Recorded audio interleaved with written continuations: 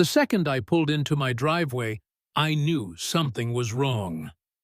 Cars were scattered all over my land, like it was a used car lot. Strangers wandering my porch like they owned it. And then I saw her.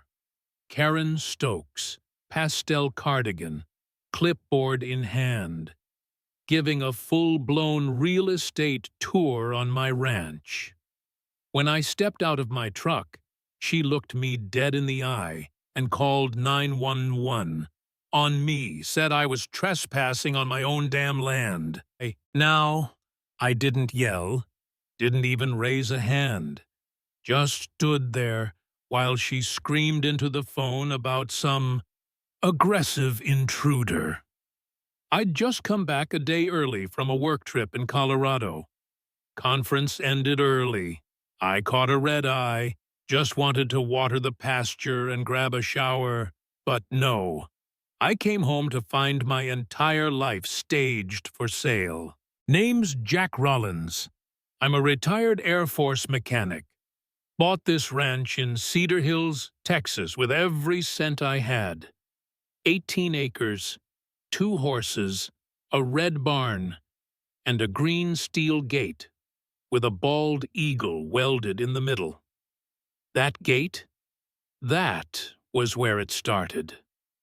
Karen, president of the HOA across the road, hated that gate with a passion. Said the color clashed with the neighborhood aesthetic. Said it lowered property values. I said, "It's not your property." Problem is, she didn't like hearing no. She started small. Letters, fines, anonymous complaints. Even though I'm not even in the HOA, my land is county zoned, not under their rule.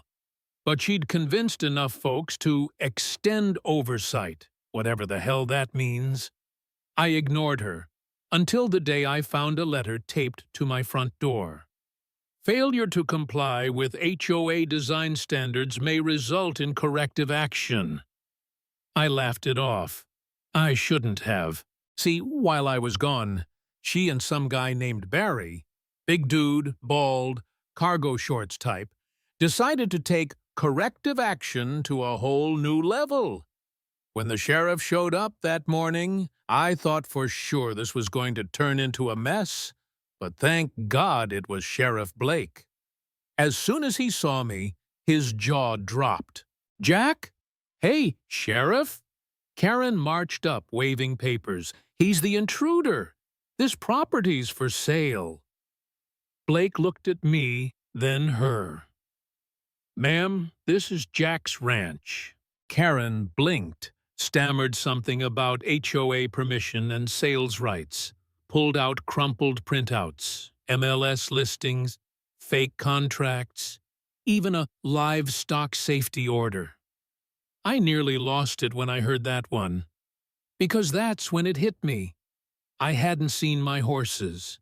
I rushed to the barn. Empty. Saddles, gone. Tack chest, gone. Nugget and whiskey, gone.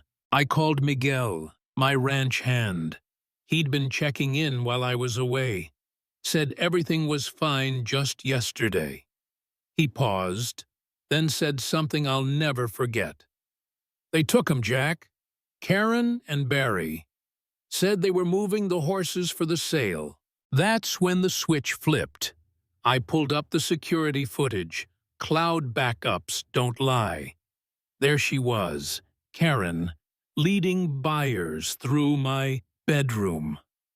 Her daughter, Melissa, turns out she's a realtor, was snapping pictures. Barry was in the barn, tagging my gear like it was his. So me and Miguel made a plan. That night, under cover of dark, we drove 2 hours out to a run-down property Miguel had tracked down through rodeo buddies. And there they were, my horses, dirty, tied to a rail, but alive. As we were loading them into the trailer, a pair of headlights cut through the trees. "Barry, He stepped out with a shotgun aimed straight at my chest. "What the hell do you think you're doing?" I kept my hands up, taking back what's mine. He laughed. "I got paperwork. Says those horses belong to the HOA. "You're trespassing," I said, "and you're about to be arrested." That's when I lied. "I already called the sheriff. He's on his way." Barry hesitated, looked down the road, then back at us. We didn't have guns, but we had numbers. And we had conviction. He lowered the barrel. "Take 'em, but this ain't over." Oh, but it was only just beginning. I called my lawyer, Deborah Marsh, smartest woman in a pantsuit I've ever met. We filed charges: theft, fraud, trespassing, impersonating officials. And then, just when I thought I had the upper hand, I got cuffed. Yep, Karen filed a false police report, said I broke into her house and threatened her. I spent 7 hours in a county cell until Sheriff Blake came storming in with a flash drive full of surveillance footage. When I walked out, Karen had already deleted her posts, taken down her daughter's realtor site, and gone quiet. But not quiet enough. A few days later, we uncovered the real plan. Linda Alvarez, former HOA treasurer, showed up at my door. Said Karen was working with a development firm to turn our road into a luxury subdivision. My ranch? It was the keystone property.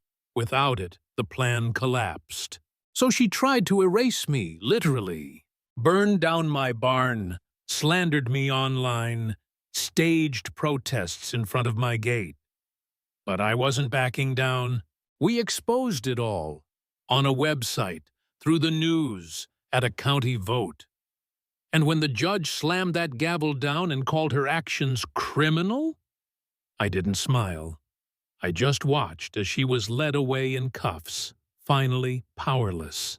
Her horses may have been stolen, my barn may have burned, but my land still mine. And you know what? I think every time I see that green gate now, so who was really in the wrong here?